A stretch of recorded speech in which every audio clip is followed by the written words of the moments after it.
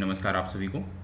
कैसे हैं आप सब? उम्मीद करता हूँ आप सब बहुत अच्छे से होंगे और नियमित रूप से आपको जो कक्षाएं मिल रही हैं, चाहे वो मेंटरशिप प्रोग्राम की हों या अन्य कक्षाएं जो भी यूट्यूब पे आपको मिल रही होंगी, आप उसका भली भांति तरीके से, बेहतर तरीके से रिवीजन कर रहे होंगे।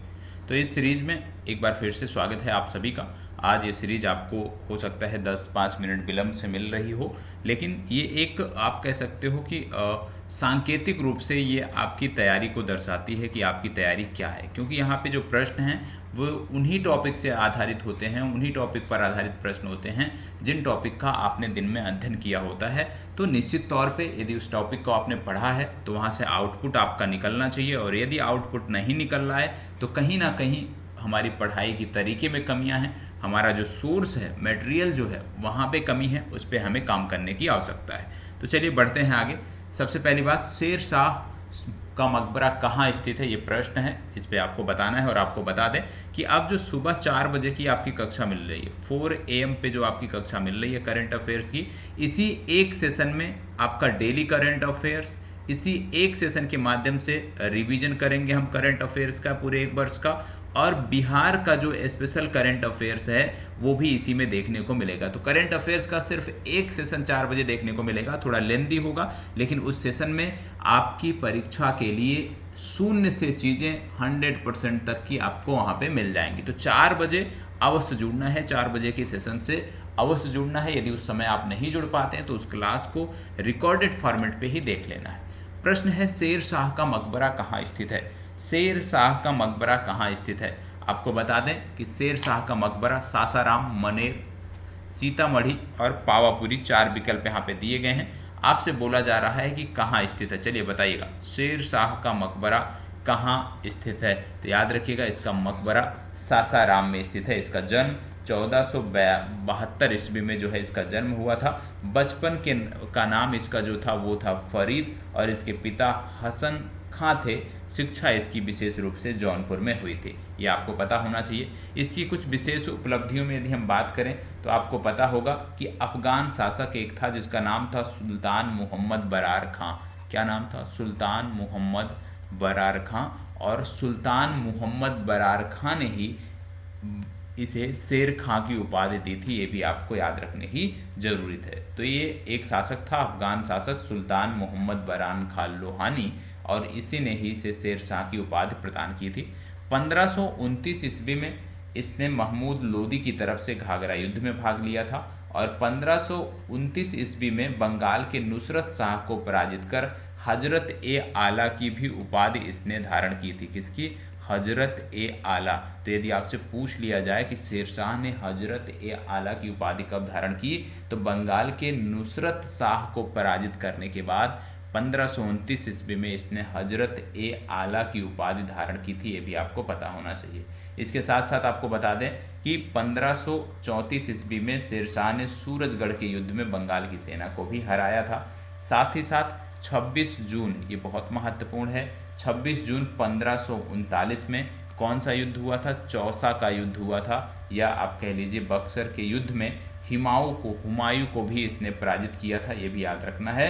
और यहीं से इसने शेर शाह की उपाधि धारण की थी। तो चौसा का युद्ध जीतने के बाद इसने शेर शाह की उपाधि धारण की थी। और याद रखना है कि 1540 की बात आती है। किसकी बात आती है? 1540 की बात आती है। 1540 ईस्वी में इसने कन्नौज, या इसी को आप बोलते हो बिलग्राम, कन्नौज या बिलग्राम के युद्ध में हुमायूं को परास्त कर द्वितीय अफगान साम्राज्य और सूरवंश की स्थापना भी इसके द्वारा की गई थी। इसके साथ साथ एक चीज़ और याद रखिएगा, एक फैक्ट इससे जुड़ा हुआ, बात आती है 1541 की। शेर शाह ने अपने शासन काल में पटना का दुर्ग बनवाया, और इस नगर को पुनः 1541 ईस्वी में अफगान जो इसका साम्राज्य था, बिहार का जो साम्राज्य था, उसकी राजधानी इसने बनाया था, ये भी आपको याद रखना है। ठीक है, ये आपको याद रखना है। और आपको बता दें ये जानकारी मिलती कहाँ से है कि शेर शाह ने पटना को राजधानी बनाने के साथ यहाँ पे दुर्ग का निर्माण कराया। तो एक पुस्तक है, एक रचना है जिसका नाम है तारीख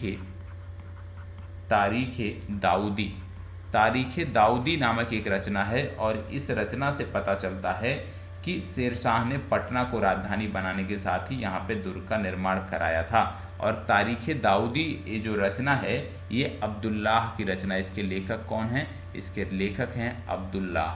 तो ये भी आपको याद रखने की ज़रूरत है। इसका मकबरा सासाराम में स्थित है। ठीक, और मकबरे से संबंधित एक फैक्ट और याद रखिएगा। क्या याद रखना है कि शेर शाह का मकबरा जो सासाराम में स्थित है, इसके निर्माण कार्य का आरंभ स्वयं शेर शाह ने किया था, लेकिन इसको पूरा किसने कराया था? इनका नाम था इस्लाम शाह।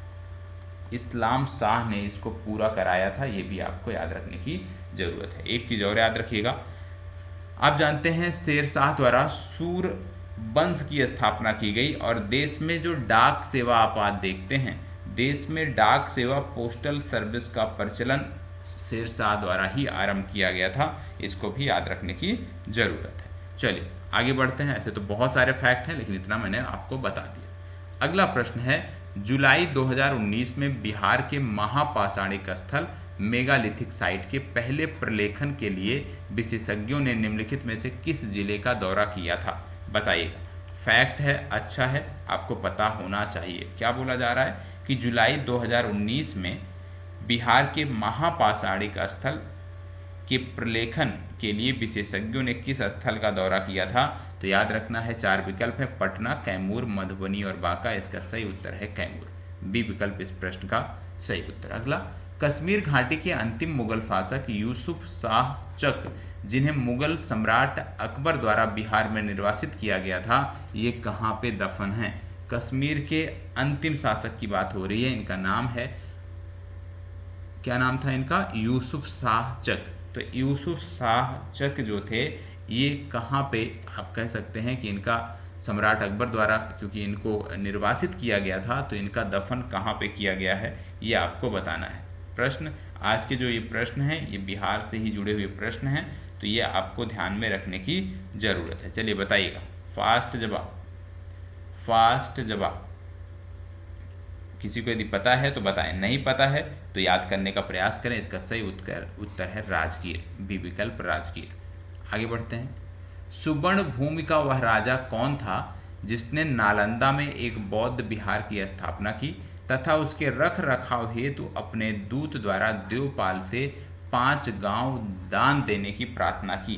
तो ये आपको बताना है, ये आपको बताना है कि इसका सही उत्तर क्या होगा। इस तरह के प्रश्न लगातार पूछे जा रहे हैं और आपको पता होगा कि इस तरह के प्रश्न बहुत ही आसान है, लगातार ये पूछा गया है, तो इसका जवाब भी आपको देना है। इन 4 विकल्पों में से कौन सा सही है आपको बताना है। फास्ट, फास्ट जवाब देना है, इनमें से कौन सा सही है। चलिए बताइएगा, इनमें से कौन सा सही है आपको बताना है। सुवर्ण भूमि का वो कौन सा राजा था जिसने एक बौद्ध विहार की स्थापना और रख रखाव के लिए अपने दूत द्वारा देवपाल से 5 गांव दान देने की प्रार्थना की थी? आपको बताना है। फास्ट, आप जानते हैं देवपाल की जब हम बात करते हैं तो इसका शासनकाल 810 से 850 ईस्वी तक का शासन था। मुंगेर इसके समय में यहाँ की राजधानी हुआ करती थी और इसके समय में एक यात्री आया था जिसका नाम था अरब यात्री, और ये अरब यात्री, इसका नाम क्या था? इसका नाम था सुलेमान। ये भारत आया था, ये भी याद रखना है। इसी के समय काल में ये भारत आया था और सुलेमान ने देवपाल को प्रतिहार राष्ट्रकूट शासकों से अधिक शक्तिशाली बताया था, ये भी याद रखना है। ठीक है, आपको बता दें देवपाल जो था ये क्या था? बौद्ध धर्म का संरक्षक था, ये भी याद रखने की ज़रूरत है। और जब बात हो रही है यहाँ पे सुवर्णभूमि, या इसी को बोलते हैं जावा के शासक, ठीक है, जावा के शासक या सुवर्णभूमि, 2 तरह से प्रश्न पूछे जा रहे हैं। या तो पूछा जाएगा जावा के शासक कौन थे जिन्होंने नालंदा में एक बौद्ध विहार की स्थापना के लिए देवपाल से प्रार्थना किया, या आपसे पूछा जाएगा सुवर्णभूमि। तो दोनों का जवाब होगा बाल पुत्र देव, ये इसका सही उत्तर है, बाल पुत्र देव। आगे बढ़ते हैं। कर्नाट वंश का संस्थापक कौन था? कर्नाट वंश का संस्थापक कौन था आपको बताना है। चलिए बताइए, कर्नाट वंश का संस्थापक कौन था? फास्ट जवाब, नान्यदेव, नरसिंह देव, विजय देव, हरिदेव। चलिए बताइए, अच्छा प्रश्न है, जवाब दीजिए। आज के सभी प्रश्न आपके बिहार राज्य विषय से संबंधित हैं और जिम्मेदारी पूर्वक आपको जवाब भी देना है। चलिए बताइएगा।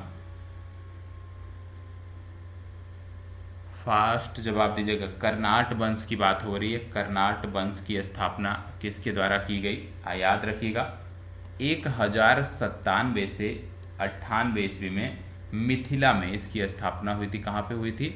मिथिला राज्य में इसकी स्थापना हुई थी। ये आपको याद रखने की ज़रूरत है। और यहाँ पे इसकी जो स्थापना की गई थी वो नान्य देव द्वारा की गई थी। किसके द्वारा? नान्य देव द्वारा इसकी स्थापना की गई थी। ये आपको याद रखने की ज़रूरत है। ठीक है, तो सिर्फ इतना याद रखिए कि नान्य देव द्वारा स्थापित किया गया था। ये विकल्प सही उत्तर है। आगे बढ़ते हैं। कर्नाट वंश का अंतिम शासक कौन था? कर्नाट वंश का अंतिम शासक कौन था? कर्नाट वंश का अंतिम शासक कौन था आपको बताना है। हरि सिंह, मति सिंह, राम सिंह या श्याम सिंह, इनमें से कौन है? आप जानते हैं कि लगभग 1393 ईस्वी तक ये अपने अस्तित्व तक संघर्षरत थे और 14वीं सदी के अंत में जो है इनका जो वंश है वो उनका पतन हो गया था और उस समय जो अंतिम शासक थे वो थे हरि सिंह। 60वें का ए विकल्प सही उत्तर है, हरि सिंह। आगे बढ़ते हैं। बिहार का मुस्लिम विजेता कौन था? बिहार का प्रथम, यहाँ पे होना चाहिए प्रथम, बिहार का प्रथम मुस्लिम विजेता कौन था?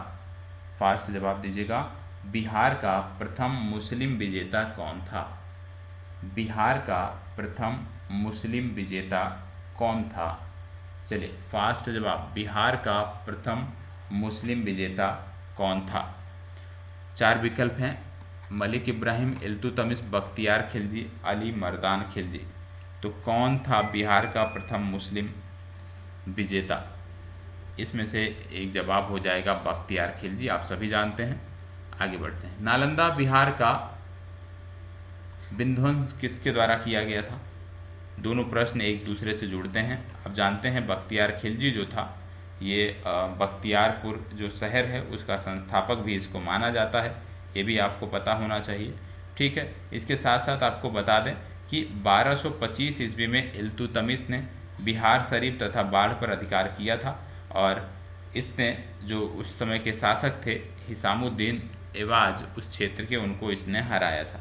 ठीक है, इसके साथ साथ आपको बता दें जब बात हो रही है कि नालंदा बौद्ध विहार का विध्वंस किसने किया तो वहाँ पर भी एक ही नाम आता है और जो कि पहले प्रश्न का उत्तर था, बात हो रही है बख्तियार खिलजी की। आगे बढ़ते हैं। नालंदा विश्वविद्यालय के संस्थापक कौन थे? विध्वंस तो किसने किया ये सब जानते हैं, संस्थापक कौन था ये आपको बताना है।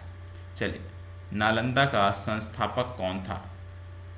नालंदा का संस्थापक कौन था? तो याद रखिएगा नालंदा का जो संस्थापक था इसका नाम था कुमारगुप्त। क्या था? कुमारगुप्त। बी विकल्प सही उत्तर है। आगे बढ़ते हैं। भारत छोड़ो आंदोलन के दौरान इनमें से कौन हजारीबाग जेल से फरार हुए थे? इनमें से कौन थे जो हजारीबाग जेल से फरार हुए थे आपको बताना है। चलिए फास्ट जवाब दीजिएगा। भारत छोड़ो आंदोलन के दौरान इनमें से कौन थे जो हजारीबाग जेल से फरार हुए थे ये आपको बताना है। फास्ट जवाब। भारत छोड़ो आंदोलन के दौरान कौन हजारीबाग जेल से फरार हुए थे? जगजीवन राम, रफ़ी अहमद किदवई, जयप्रकाश नारायण या सच्चिदानंद सिन्हा। फास्ट बताइएगा, फास्ट जवाब दीजिएगा। इसका सही उत्तर कौन सा है? कौन फरार हुआ था ये आपको बताना है। देखो इसका सही उत्तर है जयप्रकाश नारायण। और जयप्रकाश नारायण के आपके लिए बता दूं कि जयप्रकाश नारायण के नेतृत्व में शिक्षा देने के लिए एक संगठन बनाया गया था जिसका नाम था आज़ाद दस्ता और इसका भी गठन जो है वो भारत छोड़ो आंदोलन के दौरान किया गया था। ये भी आपको याद रखने की ज़रूरत है। ठीक है, चलिए आगे बढ़ते हैं।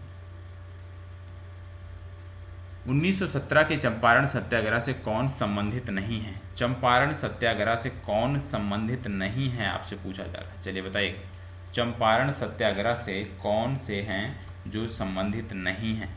चलिए चारों में से जवाब दीजिएगा। चंपारण से कौन संबंधित नहीं है? फास्ट जवाब याद रखिएगा, राम मनोहर लोहिया जी चंपारण से संबंधित नहीं है। अगला प्रश्न, 1857 के विद्रोह के नेता कुंवर सिंह किस स्थान से संबंधित थे? चलिए बताइएगा, कुंवर सिंह किस स्थान से संबंधित थे? फास्ट जवाब दीजिएगा। कुंवर सिंह किस स्थान से संबंधित थे? सब जानते होंगे जगदीशपुर, ये तो सब रट गए होंगे। आप जानते हैं 1857 की क्रांति बिहार में यदि हम बात करें तो 12 जून 1857 को देवघर, जो कि आज के झारखंड में पड़ता है, जिले के रोहिणी नामक गांव से शुरू हुआ था। ठीक है, देवघर के रोहिणी नामक गांव से शुरू हुआ था। यहाँ 32वीं रेजिमेंट का मुख्यालय हुआ करता था और इस विद्रोह में लेफ्टिनेंट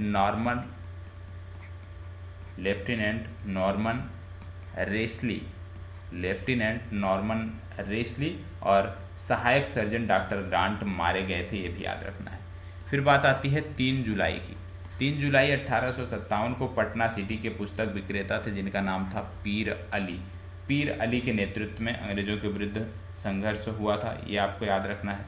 इसके बाद बात आती है 25 जुलाई की। 25 जुलाई को जो है मुजफ्फरपुर में असंतुष्ट जो सैनिक थे उन्होंने अंग्रेज अधिकारियों की हत्या कर दी थी। फिर 25 जुलाई को ही दानापुर के 3 रेजिमेंट के सैनिकों ने शाहाबाद जिले में कुंवर सिंह के नेतृत्व में विद्रोह किया था। तो ये आपको रेगुलर बेसिस पे पता होना चाहिए। और जब कुंवर सिंह की बात हो रही तो आप बता दें 26 अप्रैल 1858 को जो है इनकी मृत्यु हो गई थी। आगे बढ़ते हैं। पटना में अनुशीलन समिति की एक शाखा किसने स्थापित किया था? अनुशीलन समिति की शाखा को पटना में किसने स्थापित किया था, आपको बताना है। अनुशीलन समिति की शाखा पटना में किसके द्वारा स्थापित की गई थी? चलिए बताइएगा। 4 विकल्प हैं, रामानंद सिन्हा, सतीश झा, सचिंद्र नाथ सन्याल, विपिन झा। इनमें से कौन सा सही उत्तर है? किसके द्वारा अनुशीलन समिति की शाखा बिहार में स्थापित की गई थी?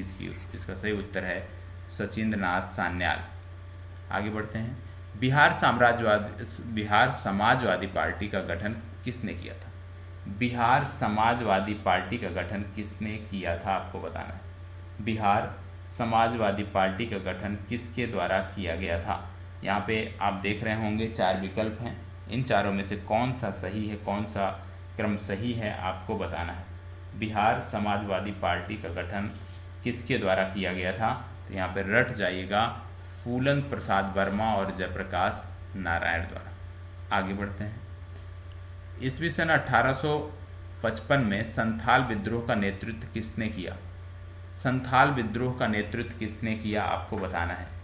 संथाल विद्रोह का नेतृत्व किसके द्वारा किया गया, आपको बताना है। देखो विद्रोह कई सारे हैं, जैसे तमाड़ विद्रोह, जैसे हो विद्रोह, ठीक है। हो विद्रोह के बाद अगला आता है कोल विद्रोह, कोल विद्रोह के बाद अगला आता है भूमिज विद्रोह, भूमिज के बाद अगला आता है संथाल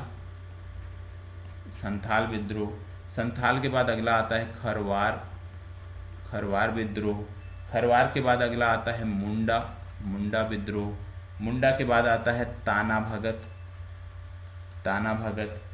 भगत के बाद आता है लोटा विद्रोह के बाद अगला याद रखना है चेरो के बाद अगला याद रखना है नोनिया के बाद अगला याद रखना है सरदारी आंदोलन।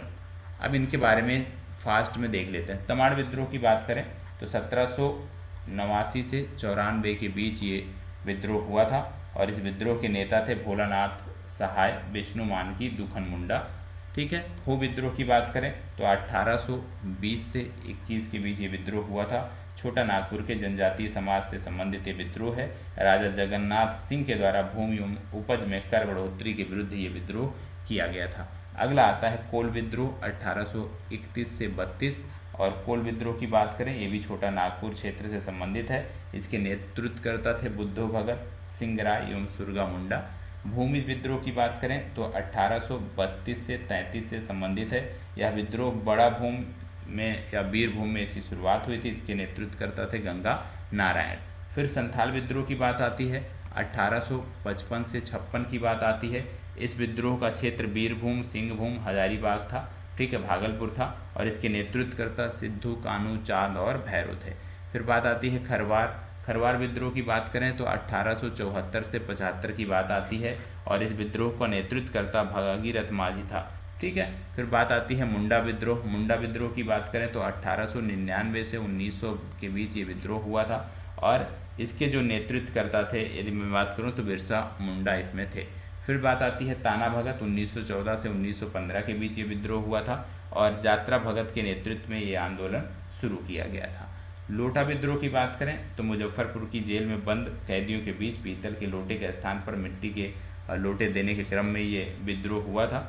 ठीक है। चेरो विद्रोह की बात करते हैं तो चेरो विद्रोह 1800 से 1802 के बीच हुआ था और पलामू के चेर शासक छत्रपति से दुर्ग की मांग इसमें की गई थी अंग्रेजों द्वारा। अगला है नूनिया विद्रोह। नूनिया विद्रोह की बात करें तो 1770 से 1800 के बीच है और बिहार के तिरहुत, सारण, पूर्णिया एवं हाजीपुर में हुआ था। सोरा उत्पादन को लेकर के ये विद्रोह किया गया था।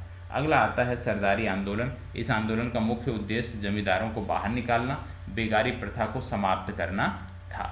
ठीक है। तो यहाँ पे यदि हम बोलें संथाल का नेतृत्व किसने किया तो संथाल विद्रोह के बारे में अभी आपने देखा, इसके नेतृत्वकर्ता सिद्धू कानू भैरव और चाँद थे। ठीक है। तो यहाँ पे यदि हम देखें तो ए विकल्प इसका सही उत्तर है। आगे बढ़ते हैं। गांधी जी को चंपारण आने का आमंत्रण किसने दिया?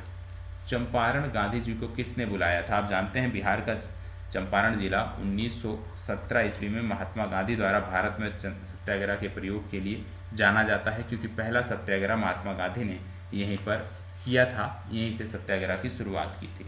आप जानते हैं कि इसमें जब बात आती है बुलाने की तो बात आती है लखनऊ अधिवेशन की। 1916 का जो लखनऊ अधिवेशन था कांग्रेस का, उसमें बिहार का प्रतिनिधित्व ब्रजकिशोर प्रसाद, राजकुमार शुक्ल जैसे चंपारण के किसान नेताओं ने किया था और इसी अधिवेशन में राजकुमार शुक्ल द्वारा और ब्रजकिशोर द्वारा गांधी जी को दक्षिण अफ्रीका में किए गए संघर्ष से प्रभावित होकर उनसे मुलाकात किया और उन्होंने चंपारण के किसानों की दशा से उनको अवगत कराया। तो यहाँ पे बात आती है राजकुमार शुक्ल, ए विकल्प सही उत्तर है। चंपारण में इंडिगो के किसानों की दशा की ओर गांधी जी का ध्यान किसने आकृष्ट कराया? तो यहाँ भी राजकुमार शुक्ल की बात आप करेंगे। ठीक है। अगला प्रश्न, स्वामी सहजानंद निम्नलिखित में से किससे संबंधित हैं? स्वामी सहजानंद का संबंध किससे है आपको बताना है। फास्ट जवाब, स्वामी सहजानंद का संबंध निम्नलिखित में से किससे है? स्वामी सहजानंद का संबंध किससे है आपको बताना है। बिहार में जनजातीय आंदोलन, बिहार में मजदूर, बिहार में किसान, बिहार में जातीय आंदोलन। स्वामी सहजानंद की बात हो रही है तो याद रखिएगा बिहार में किसान आंदोलन से जुड़े हुए नेता थे स्वामी सहजानंद। ठीक है। इसमें याद रखना है कि बिहार कृषक आंदोलन के सबसे प्रमुख व्यक्तित्व के रूप में ये जाने जाते थे और कई सारी इनकी रचनाएं भी हैं जो आपको याद रखनी है। निम्नलिखित में से कौन सा भारत में गांधी जी का प्रथम सत्याग्रह आंदोलन था जिसमें उन्होंने सविनय अवज्ञा का प्रयोग किया? पहली बार किस आंदोलन में गांधी जी ने सविनय अवज्ञा प्रयोग किया था, ये आपसे पूछा जा रहा है। फास्ट जवाब, सविनय अवज्ञा का प्रयोग गांधी जी ने कहाँ पे किया था? तो सविनय अवज्ञा की बात हो रही है कि गांधी जी ने कहाँ पे प्रयोग किया, तो इसका सही है चंपारण। आगे बढ़ते हैं। बिहार में 3 कठिया पद्धति में नील की खेती के लिए भूमि का कितना अमानत रखा जाता था? 3 कठिया पद्धति की बात हो रही है, नाम से ही स्पष्ट है यहाँ पे कितना, 3/20। तो इसका सही उत्तर है सी। और आगे बढ़ते हैं। बिहार में कांग्रेस का प्रथम अधिवेशन कहाँ रखा गया? कांग्रेस का प्रथम अधिवेशन कहाँ रखा गया? तो याद रखिएगा बिहार में कांग्रेस का प्रथम अधिवेशन गया में रखा गया, बी विकल्प इसका सही उत्तर है। और इसी के साथ ये प्रश्नोत्तरी समाप्त होती है। कैसा लगा, कितना 20 में से कितने प्रश्न आपके सही हुए हैं कमेंट बॉक्स में ज़रूर बताइएगा। और सुबह 4 बजे जो आपका सेशन है, जो 4 बजे आपका करंट अफेयर्स का सेशन है, उसमें ज़रूर उपस्थित रहिएगा। धन्यवाद, बहुत बहुत आभार।